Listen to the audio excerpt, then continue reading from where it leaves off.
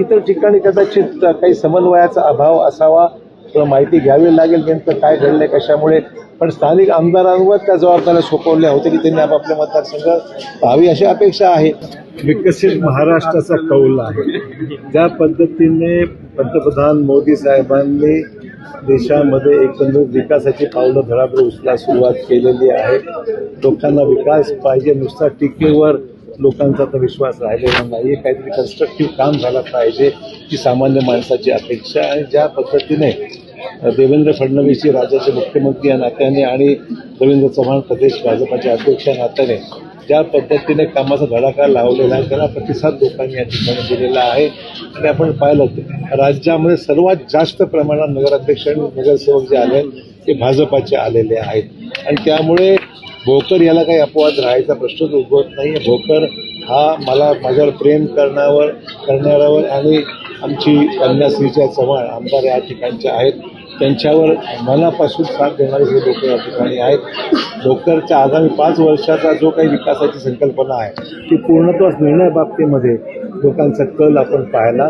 आणि भोकरमध्ये काय अपवाद जर वगळले तर मला वाटतं की लोकांची साथ भरपूर मिळालेली आहे आणि बहुमताने नगराध्यक्ष सुद्धा चांगल्या मताधिक्याने निवडून आलेला आहे.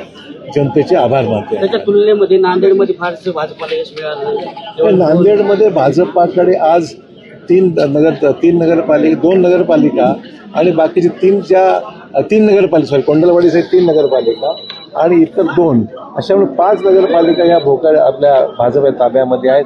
इतर ठिकाणी कदाचित काही समन्वयाचा अभाव असावा किंवा माहिती घ्यावी लागेल नेमकं काय घडलंय कशामुळे. पण स्थानिक आमदारांवर त्या जबाबदाऱ्या सोपवल्या होत्या की त्यांनी आपापले मतदारसंघ पाहावी अशी अपेक्षा आहे. आणि त्यामुळे कुठे काय कोण कमी पडलं आहे किंवा नेमकं काय घडलंय लवकरच आम्ही त्याची बैठक घेऊ. अन्य ठिकाणी सुद्धा कारण येणाऱ्या महापालिकेला सुद्धा ही पाहतो निश्चित पॉझिटिव्ह परिणाम याचा. भाजप पुरस्कृत आहे असं मानेल मी आज काही सांगू शकत नाही. त्यांच्याशी त्यांचा बोलणं झाल्यावर मी सांगू शकेन. पण सकृतदर्शनी तर निश्चितच ही तिकीट वाटपामध्ये ज्या काही गोंधळ झालेला आहे काही ठिकाणी त्याच्यामुळे काही दुष्परिणाम झाले मी नाकारत नाही. महानगरपालिकेची देखील निवडणूक पार पडणार आहे. महायुतीचा काय फॉर्म्युला ठरला आहे?